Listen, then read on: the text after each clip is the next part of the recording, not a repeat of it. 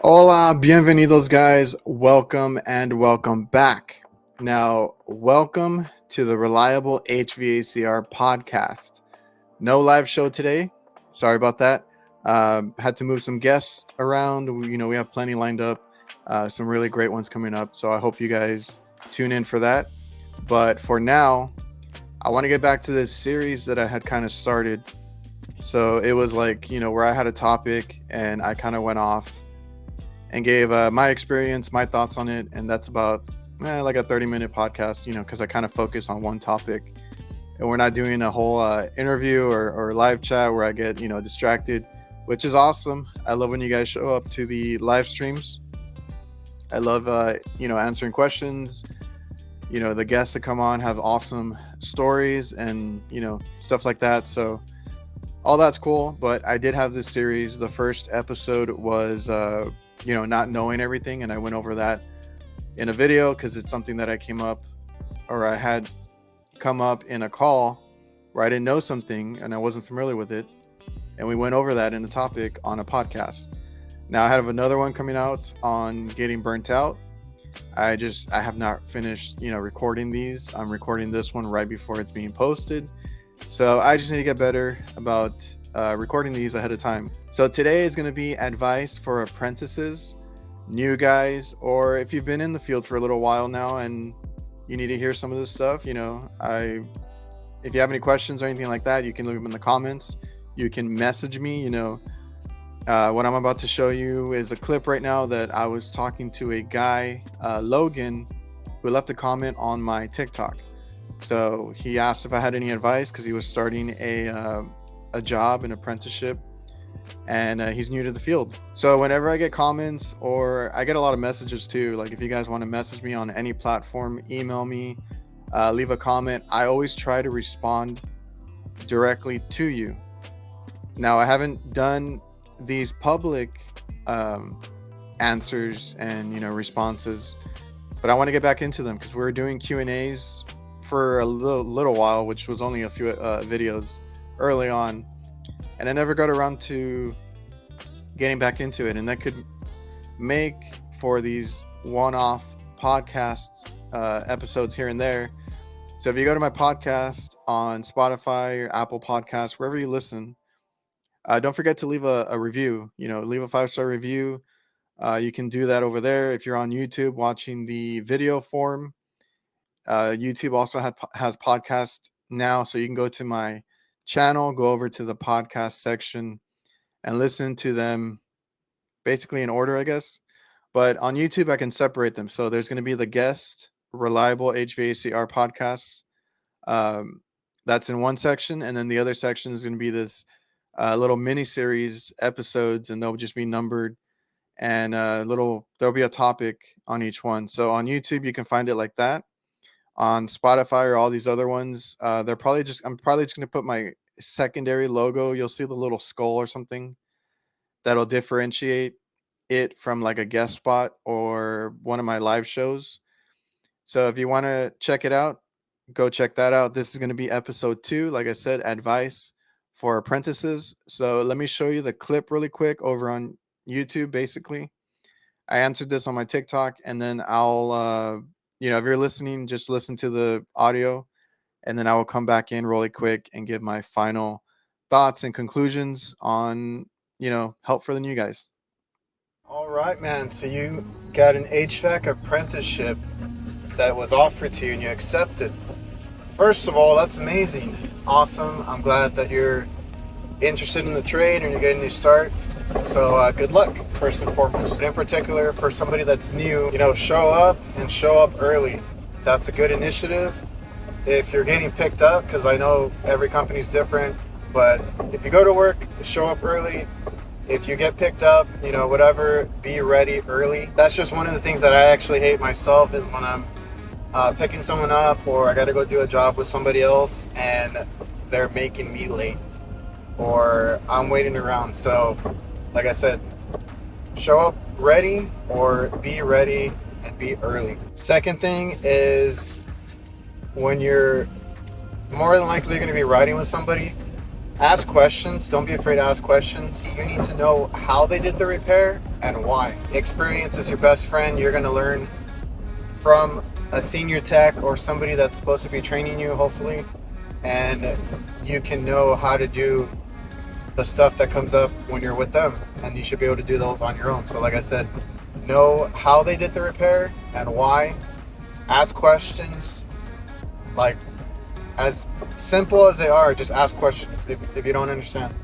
And I will tell you one thing though, if you guys are on a hard call or the guy's stumped or he has to focus a little bit, he might not answer your question right on the spot, which even happens to me. Sometimes I need, to focus and kind of be quiet.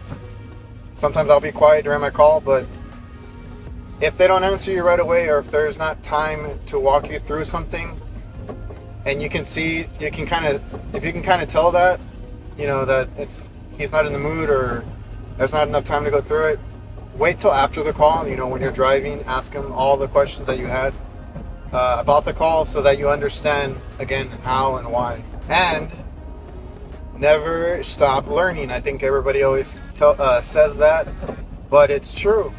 One of the things, and I'll admit I wasn't a great tech employee when I started.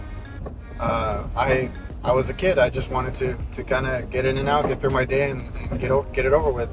But the one thing that I did do is I always looked up stuff after work, or if I was at the job site, I was trying to look up manuals and stuff. Now, it was a lot harder back in my day. I've been doing this 16 years.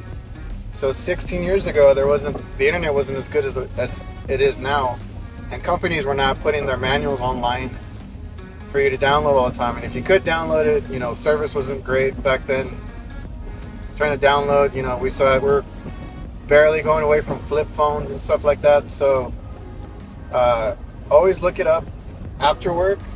More times than not, you're not going to be able to do it during work, but after work, go look up a YouTube video on something you got confused on. Go look up some manuals.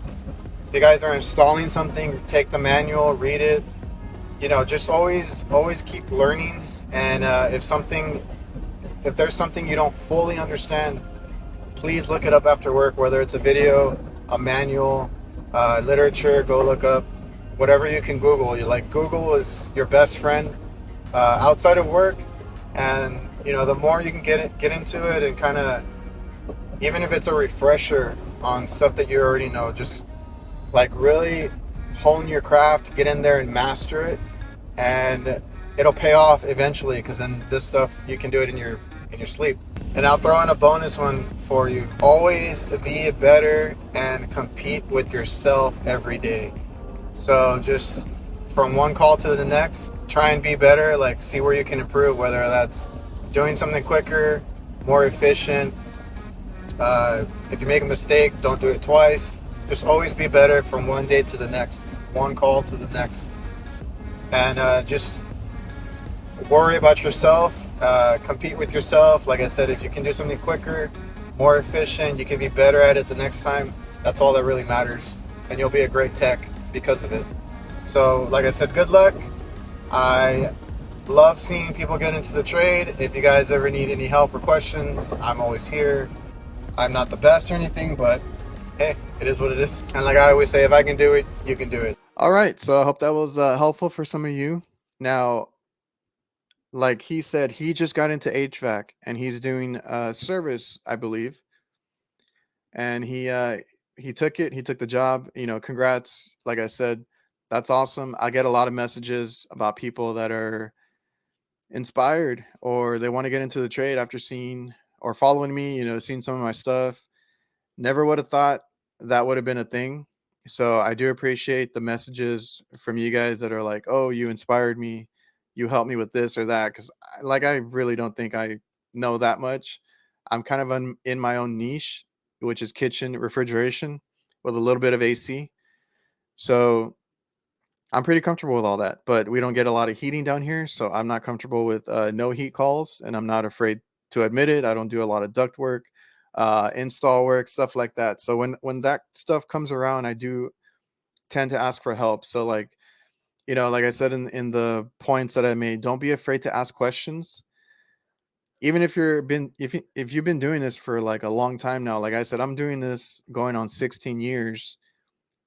If I don't know how to do something just because, that's not the line of work that I'm doing, I will go out and ask people. I can ask online now, which is great. There's a whole community on TikTok, Instagram, even on YouTube. I've met some really great guys. And, someone is bound to know something that you don't know. You're not going to be good at everything. Now, if you are pretty good at everything in general, that's great. You can do a little of this, a little bit of that. That's awesome. But most times you're going to have your strengths and your weaknesses, which, like me, my strength is commercial refrigeration, specifically kitchens. So put me in front of a walk in, even a reach in, stuff like that. I'm very comfortable doing that, getting on the floor, getting under units. All that's great for me. Uh, Putting me on a roof, I'm pretty comfortable. But then, send me out to a residential call, not going to be comfortable. Send me into an attic to figure out something wrong with the duct. It's going to take me a little while. Um, if it gets really cold down here, which is rare, and a no heat call comes in, it might take me a little longer than to figure out a no cool call, but that's fine. Learn more after work. Do as much as you can to better yourself. You don't have to do this 24/7. Like, I do refrigeration, so it can get crazy with the hours and the calls coming in at midnight, after midnight. If a commercial freezer goes down, that's a lot of product, especially in the supermarket world, which thankfully, I don't do it. You guys that do it, you guys are amazing. You guys that do industrial, hospital work, all that stuff, all that is like critical and very important. Me, I'm in the like I said, commercial kitchen area. So restaurants, fast food. We do some hospital work. We used to do work for schools, stuff like that. Now, it's not like the end of the world if that stuff goes bad, but it's a waste of product and money. So they're gonna want the first company that can come out. So all those hours, you put into it is one thing. After work, if you can put in, like going on YouTube, reading a book. I have a lot of textbooks behind me in this bookshelf. If you can read or brush up on some stuff, and there's so many good YouTubers now, so many good people on Instagram, TikTok. Get a quick video in, learn something new that maybe you're not familiar with, or you're not super confident on. Just better yourself every day, and that's why I always say, always be better and compete with yourself every day. That basically means try and learn something new or be better after every call every day. And also, don't worry about what anybody else is doing or saying. I like to take criticism if it's good. If they tell me how to do something better, if they show me a better way to do things, that's all great. Now, if you come at me and attack me and call me stupid or any horrible, trash talking, I'm not going to take that as advice. I might if there's something there that clicks because I have taken some bad trash talking criticism, and I'm like, oh, there was a point he made. I'll take it from there, but then I won't acknowledge it or try to argue with them. Just ignore them. At the end of the day, it's just about you getting better, and you're the only one that you have to compete with. Now, yes, there's going to be people online that inspire you, that motivate you, that show you, better ways and this and that, but you don't have to compete with these guys. Um, in a good sportsmanship type of way, yes, but honestly, you just have to worry about making yourself better. Like I said, after every call, at the end of the day, going into the next one, did you improve? Did you do something maybe quicker the next time? Did you learn something? Did you make a mistake? Don't do it again. Stuff like that really makes you better quickly, and then you'll get you'll get recognized. The reputation is very important in the HVAC industry. So you know, make sure you're doing good work, take pride in your work, and it'll all fall in line. You'll be a better tech because of it. As far as, going to work for somebody, there's a couple of other things you want to keep in mind. So Be observant, keep your eyes and ears open. Now, when you're on a call with somebody, because more than likely you're going to be trained by a senior tech, somebody out there that hopefully can teach you the ropes. You're going to, be out there. So be observant. If you guys are working on something, listen out. You're going to be working on something and you might be able to pick up other calls. Now, it's going to take time to learn this, but you can hear if a motor is going bad, the bearings, compressor sounds horrible, sounds shot, gets too loud, knocking. You can kind of hear, when it turns on and off as well, how it sounds. You can look to see maybe the coil has on other units surrounding you. Maybe they have blankets of dirt and lint. These are all things as a tech that you want to be bringing up to either your boss or the customer, and being able to generate other calls off of the call that you've originally went out for. That's a big deal, right? Bringing in money, extra income to the job, and it shows that you're paying attention. So that's one thing. Whether you're new or you've been doing this a while, just keep your eyes and ears open for anything else that might be bad, and just don't go in there just to fix that one thing. Pressure control gives out, you put it in there and you're like, oh, whatever. Did it have a dirty coil? How's the evaporator look? How's the compressor sound? Are all the motors working? There's different reasons. Same thing for putting a compressor in there. Compressor goes out, there's a reason they gave out. They just don't give out. So it could be the refrigerant itself. Did you all test it for acidity? Was there moisture in there?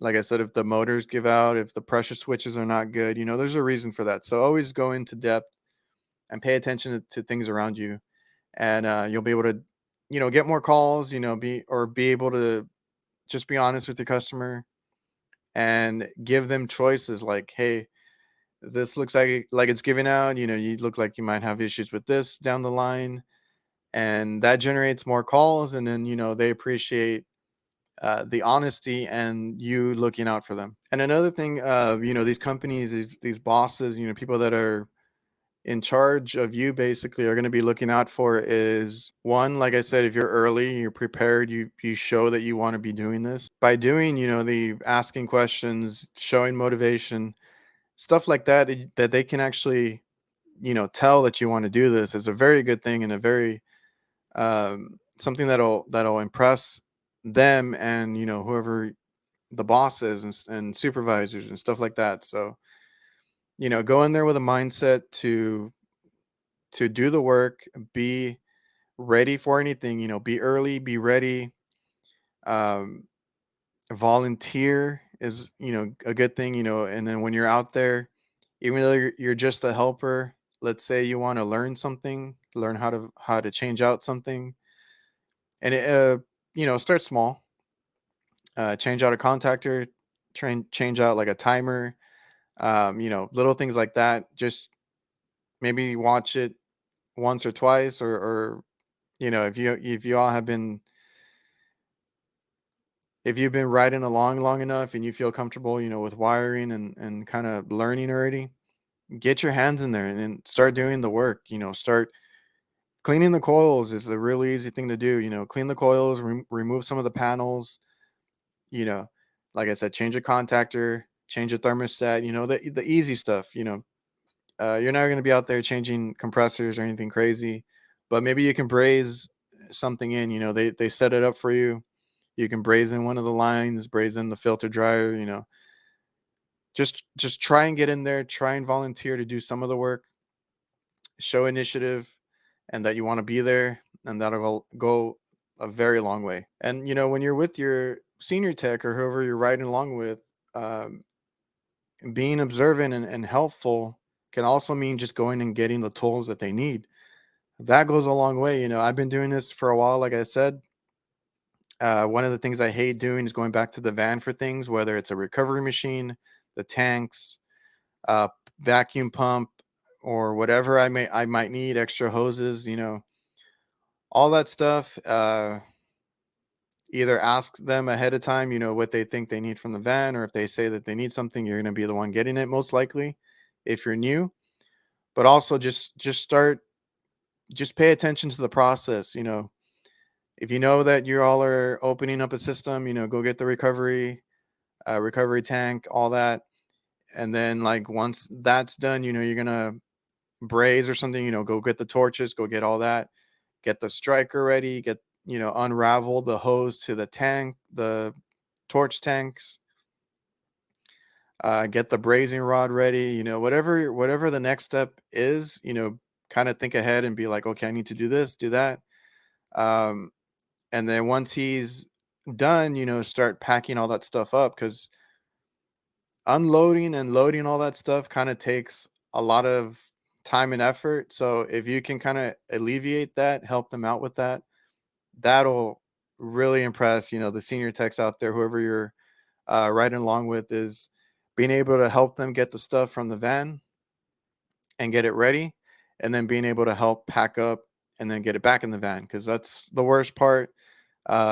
That's why a lot of vans, stay messy, is because the tech is, dead tired after doing all the work. So if you're the helper or you're the apprentice, you can kind of help, with that part of it, and then just make the day go by quicker, the job go by easier, and they're really going to appreciate that. Also, you know, like I said, packing up and stuff like that, a lot of times we have a lot of trash. It's never good to leave any parts or components on the roof. So please try and, like, when y'all are done or finishing up, or as you're going, maybe you're done with one part, get the box, get all the wirings, anything that they cut off the old one, because a lot of times they have to cut back wires. And there's going to be a lot of little pieces of wire, the old contactor, the old box, rags, or whatever you guys were using. Pick all that stuff up and get it ready to throw out, or throw it out yourself. And just clean up, start cleaning up, start packing up. All that stuff goes a long way. If you're new, you're going to be doing a lot of that stuff anyway, or they're going to ask you to. So might as well take the initiative and already do it. That way, like I said, it's all about impressing them, making sure that you show them that you want to do this work, that you want to be there, that you want to learn, and you're going to do well in the long run. Showing all this, doing all this work goes a long way. And then one thing I'm going to tell you guys is don't be afraid. Get in there. Like I said, braze that line set, change out that contactor, change out that thermostat, look at a schematic, figure out the wiring. After work, go look at some YouTube videos from some of these guys like HVAC School, HVACR videos, Ty Brenneman, all the guys that love to teach.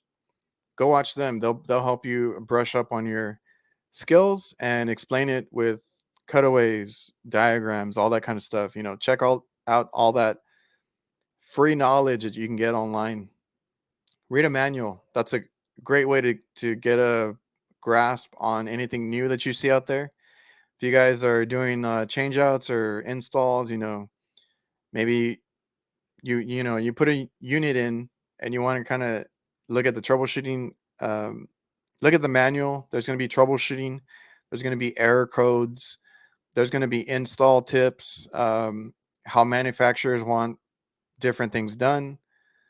So your company might already know that, and they're just trying to get the unit in and do it as quickly as possible. But you can also see it firsthand, but then go in and read the manual and see what manufacturers ask for different units, see what could go wrong and what they recommend you check, see how things work, see how there's going to be like options on there too, like economizers and different things like that. So read the manuals. It's a good way to learn stuff. And like I was saying, don't be afraid. Just get in there.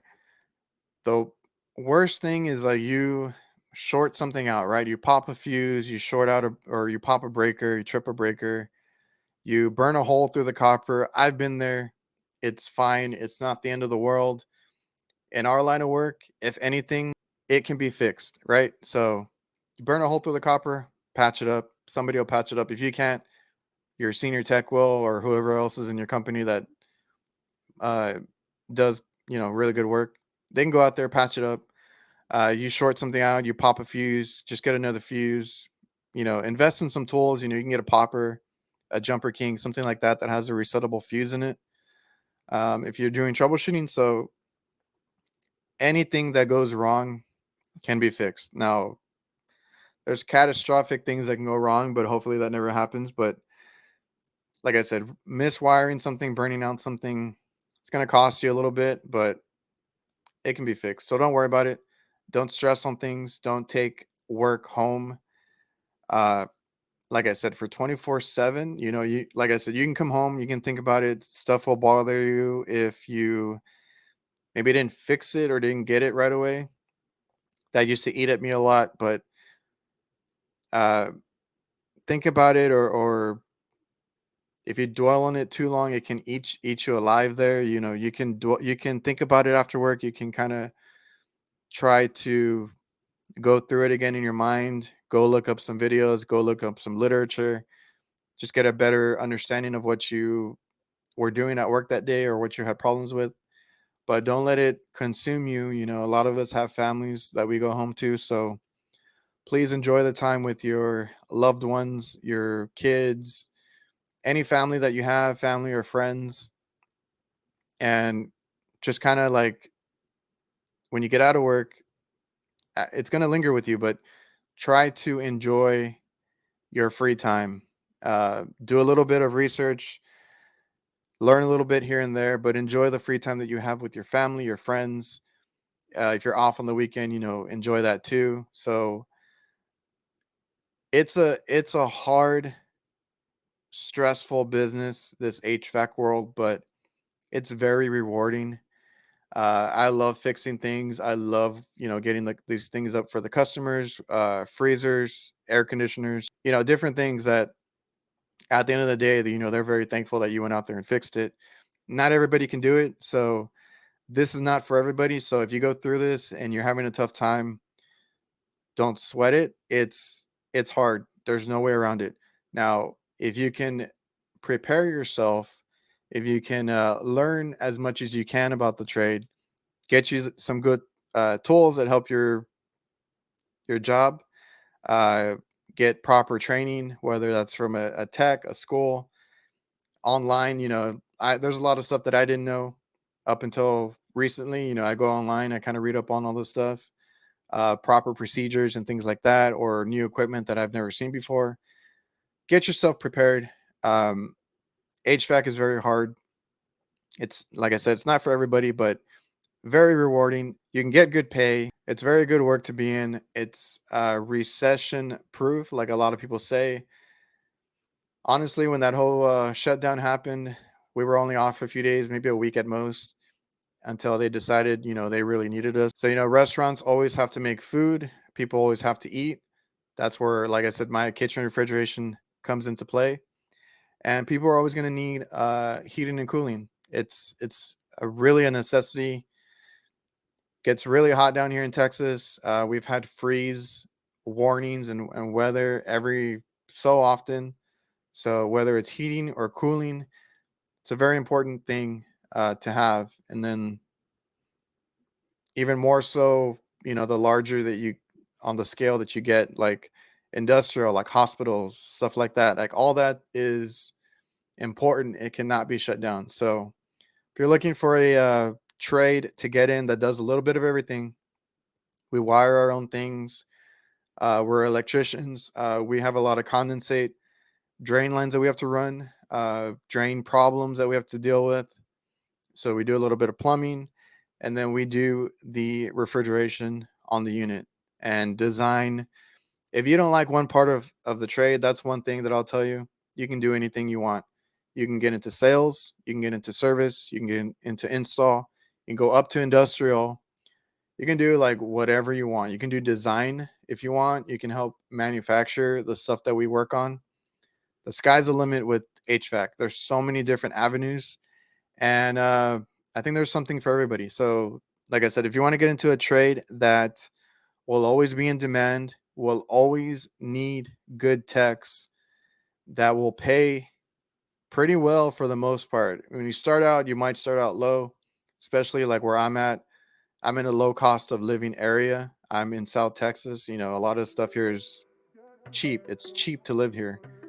So you're going to start out on a low wage, more than likely, with no experience. So, but you can work your way up relatively quickly. If you, like I said, show initiative, if you learn after work, keep up to date with everything, and you want to do this work, sky's the limit. You can make as much as you want. I always tell people to look at it two ways. You can either go all in, hustle, make the most money that you've ever made. I know guys that are in $1 million HVAC companies, multi-million-dollar ones, and I also know people like us that have a small family business that, you know, we're not there yet where we want to make that much money, because we also value our time. I get a lot of time off. I can go to my kids, school events. If they need to go to the hospital, if they need to go to the doctor, I'm the one that can take time off because I run a company. Now I can get guys to cover for me if need be. I can schedule how I want to within reason, because, you know, the customers need their equipment fixed. But yeah, I could either be in there working 24/7, making multi-million dollars, or I can have a comfortable work schedule and have a lot of family time and free time to do things that are important at home. So hope you guys enjoyed the video, the podcast. This is going to be up on YouTube and on anywhere you listen to. Hope you guys enjoyed. And if you have any other questions or comments, you know, leave them down below in the YouTube comments. Message me on Instagram, TikTok, anywhere that you find me on, Facebook, Twitter.